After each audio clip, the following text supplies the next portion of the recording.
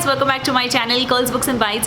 My name is Mohita and I make food, book and very recently travel related videos on this channel. And today, after a very long time, I am coming at you with another book related video. In this video, I will be reviewing and also recommending two books that I read in the month of November that I thoroughly enjoyed. The first one is called The Palace of Illusions by Chitra, Banerjee, Huaorani. This book really blew my mind away, especially because I expected not to like it so much. But two things happened. So the thing is, I am not really a mythology kind of person and I've always thought that I will not enjoy mythologies. But two things happened this year. One is that I read Circe, so that kind of changed my perception towards mythology. And plus I also saw this video on Soumya's book station where Soumya was recommending this book and I thought, hey, you know what, I like her channel and I should give this book a chance, and I am glad I did. So The Palace of Illusions is a mythological retelling of the Mahabharata. I should actually say that The Palace of Illusions is an epic retelling of the epic of Mahabharata because this author has done such a brilliant job with her retelling. So the thing is, this entire book is written from the point of view of Draupadi. This is in fact a first-person narrative from Draupadi's point of view. So you get to see all the characters in Mahabharata and all the events in Mahabharata take place through the eyes of Draupadi, and that is such a refreshing thing that has happened. And another thing is that I see that there is a lot of trend going on where female characters from old mythological stories and fairy tales have been given like a new contemporary look, and that has been a trend which I enjoy if done well, but it is also a trope I feel that is done just for the sake of it. But this book really has done a brilliant job with it, and I'm so glad that I picked this book up. So I'm going to start with the writing style of this author. Chitra Banerjee Huaorani has a wonderful vocabulary and a wonderful way with words. So the thing is, translating and interpreting an Indian concept, a Hindu concept into English can be quite tricky and sometimes can be cringeworthy also, but taking out the essence of one language to the other is something that only a very intelligent and creative person can do, and I really enjoyed that part in the book. It was not at all out of place. I was completely immersed in the story and the language was not of any hindrance whatsoever. The story has been, I wouldn't say dumbed down because that would give you a negative impression, but the story has been brought down from its pedestal, and instead of glorifying all the whimsical and illogical events that happen and glorifying the characters who are absolutely absurd, this book has actually brought them down to has actually made them a lot more human, and therefore it was easier for me to connect with these characters.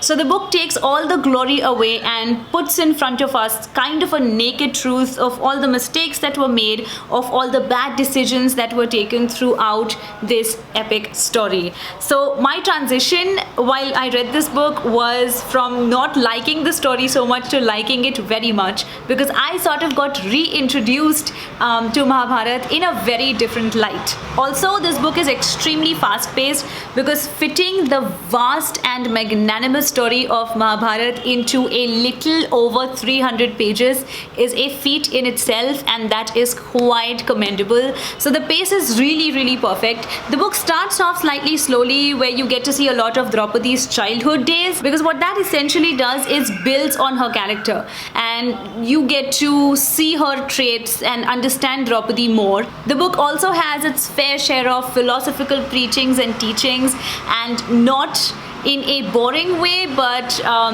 they are like included in such timings and they have real good punches that it will actually give you goosebumps while reading this book. So if you want to read a mythological retelling and if you are interested in mythologies at all, then I definitely suggest this book. The second book that I'm going to again review and recommend is Big Little Lies by Liane Moriarty. Liane Moriarty is an Australian author, so the book is based in Australia, and this has been a thoroughly entertaining book. It completely blew my mind away, and It was so compelling and engaging that I finished this chunky book off in a mere 2 or 3 days, and that's saying something for me because I'm definitely not a speed reader. I read very, very slowly. So the main premise of this book can actually be divided into two kind of sections. So one of the section essentially focuses on family dynamics and child-parent relationship or child-teacher relationship and a little bit of primary school politics. And then there is this second kind of a parallel story running, that of a murder. So that there is going to be a murder is established in the very first chapter in this book, and then you start getting introduced to more and more characters. So with more characters getting thrown into the book, you kind of speculate and wonder who will get killed and by whom. But really, I do not think that murder is the focus of the book. It's just there like in the background and you know that it's going to come.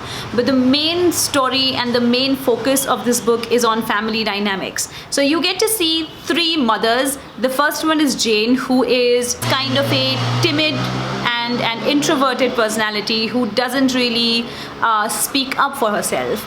The second person that you get to meet is Madeline, who is totally mad.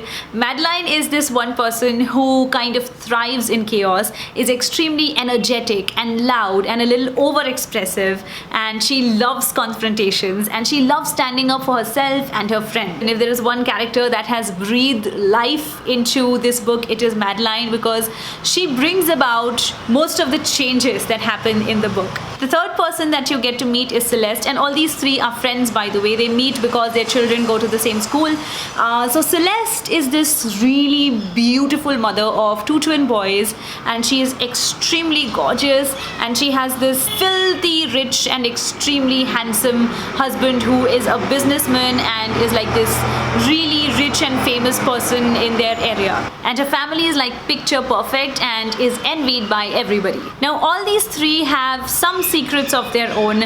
Some of the secrets are kind of out in the open, some of the secrets are small, and some really big and dark. The writing style of this book is absolutely hilarious. For the most part, this book is light-hearted and witty and funny, but it also has some dark and deep undertones because it does touch upon some really heavy subject matter. The pace of this book is just perfect. When you read Madeline's perspective, there is a lot happening in one chapter. With Jane and Celeste, it's kind of toned down a little and maybe a little slow, but at the same time extremely engaging. So you get to read this book in a very balanced way, alternating between these three personalities. So if you like books that are slightly sensational and dramatic, and books that will put you into a fun, light-hearted mood in general, then this one would be a great pick. So that's it for today's book reviews. I'm going to end my video here now, but before I go, if you are going to pick any of these two books, if you found that any of these two books are interesting and if you want to read them and purchase them,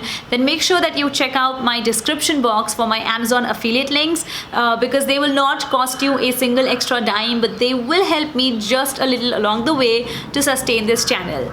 Plus, if you enjoyed this video, then definitely give me a big fat thumbs up, subscribe to my channel, and do follow me on Instagram. Until next time, bye!